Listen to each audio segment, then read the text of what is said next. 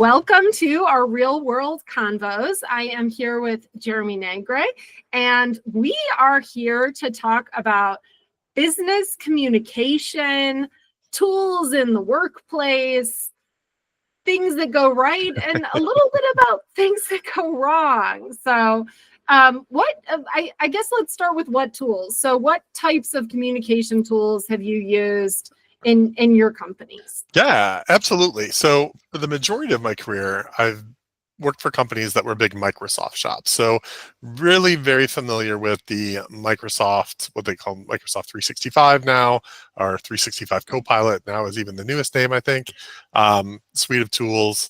For a brief time, I worked for a company that was big into G Suite, so a little bit in the Google suite of communication tools. But I know there's a ton of things out there, and depending on your organization and the size and the other tools that you work with, right, it can all depend on what you're using. But Microsoft, I think, seems to be a pretty safe bet for most people these days. So yep. Yeah, agree. I was showing someone the other day how to use Copilot inside of PowerPoint, and it's, it can be really good. And sometimes it can just be okay, but sometimes it can be really good, right? Yes, absolutely. Yes. So what about like chat back and forth, or like what types of tools have you used just for common communication? I mean, I know right now we're using Google Meet, but like Zoom is preferred for some folks, Teams for other folks, but like I've used Slack before. I love Slack. I love tools like that. So what types of like chat or video tools do you prefer? Yeah, absolutely. So I go way back to a product called Link, which eventually became Skype for Business and is now folded into Teams. So I've tried a bunch of different things. And I got to say that Teams and I have had sort of like a frenemy kind of relationship over the years, right? But more recently, I've really started to come around and appreciate all that Teams can bring to the table with its built-in video technology. It allows you to hold all kinds of different video meetings, from like one-on-ones to webinars to even live events that you can host, and it provides a bunch of reporting tools. So I've really gotten to be pretty comfortable with Teams. I've used Zoom as well. Zoom, was sort of the first one that really kind of hit it big. Right. And then it feels like Teams maybe surpassed them a little bit, but I have used Zoom a couple times recently, and it seems like it's kind of getting its footing again and being able to do a little bit more and more. But there's a ton of chat out there. Teams seems to be kind of cornering the market at this point, especially the way that Microsoft is integrating a lot of its other apps, such as Copilot, as you mentioned, into it. Yes, absolutely. I'm interested too. I have a friend who was using Teams for like creating workflows, and that's like one step beyond like my level of comfort with the use of Teams. But I do like how it has so many specific layers of permissioning. I mean, it can almost be like too much on one side, but it can also be like, I think, from a security and a lockdown perspective and a privacy perspective, I think a lot of people prefer that. Have you ever seen things like this go awry? Like, of course. So I would say probably the biggest faux pas that I have committed is I've been on a meeting, on a Teams video meeting, and having on my other screen, having sort of the back channel chat going on with some of the other participants, and then being asked to share my screen to show something, and I shared the wrong window. So, oh snap! So there may have been a snarky comment, right? So that's something you really got to be careful of, right? Like, be really cautious if you're trying to multitask while in the meeting, making sure that you don't kind of allow show something that you wouldn't want to show. But it ended up being okay. But still, I had a little bit of egg on my face for sure. I do not think you are alone in this faux pas. I have also committed this faux pas.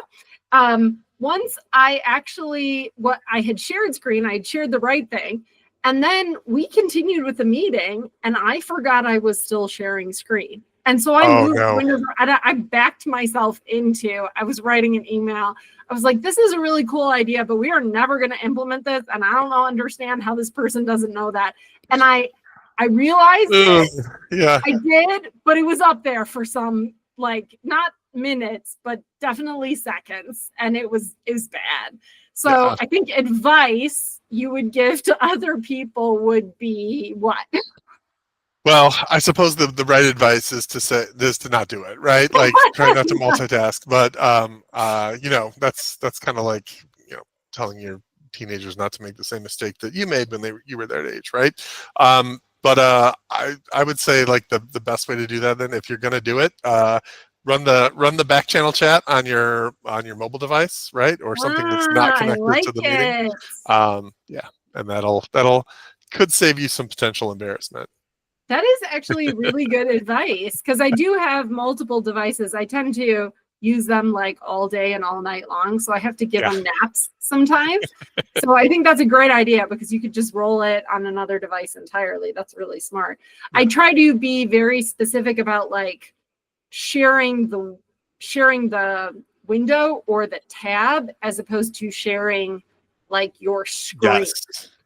Yes, and if you can do it, that's great. Sometimes though, in the moment when I'm trying to share and I get a little flustered, and I, just like, okay, which one looks like the thing that I'm trying to share, right? So yes, for sure. I also had a situation where on Slack, so we had just so many Slack channels going that if you have multiple conversations that have the same person in them, you can't, it's relatively easy to swap conversations. And like if you're meeting with Susie, and then you also have another channel with Susie and Jamie, and you put the thing just for Susie in the Susie and Jamie channel. And I actually did this once, and it was related to HR information, which is a giant no-no. It ended up not being a thing because it wasn't any sensitive information, but it was, it wasn't like information about someone else, but it was information that I really should have just been having a one-on-one conversation with. So I think that's the other thing I would say, is just double check your channel, right? Yeah. I think that's great advice, right? And we've gotten so used to, so these virtual tools, chat and video calls, but it's always good to remember, right? Like sometimes a real conversation, and it could be a video conversation, is the right way to sort of exchange ideas or have a conversation about a matter, right? Rather than pinging somebody on Slack or in Teams or sending an email. Yes, no, I think that's a super good point that we haven't talked about yet. It's I think half of the effectiveness of the communication is the mechanism for the communication, right? Like I have gotten into so many email exchanges or even chat exchanges that should have just been a 5-minute meeting, and instead ended up being, like a giant thread of explanation after explanation. Yes. Right? I'm guilty of that, right? Like I'll say, oh, can I ask a quick question? And the other person will say, sure. And, it ends up being a whole thing. So, I totally get that one. Versioning. I've had that with versioning of docs, is that you're talking about what you think is the same document, but you're actually each talking about different documents. That's lots of fun.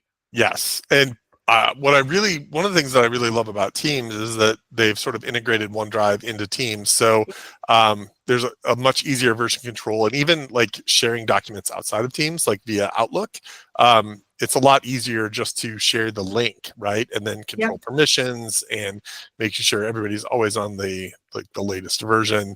That has been a lifesaver as somebody who has gone through, the whole era of sending documents back and forth, and underscore final, right? Like the whole thing. Underscore for realsies this time. Exactly. Right? Yeah, no, the sending the link thing, I think super helpful. Also more dynamic, right? Because I did this recently to a whole bunch of stakeholders, sent out an email with a link to some like standard information.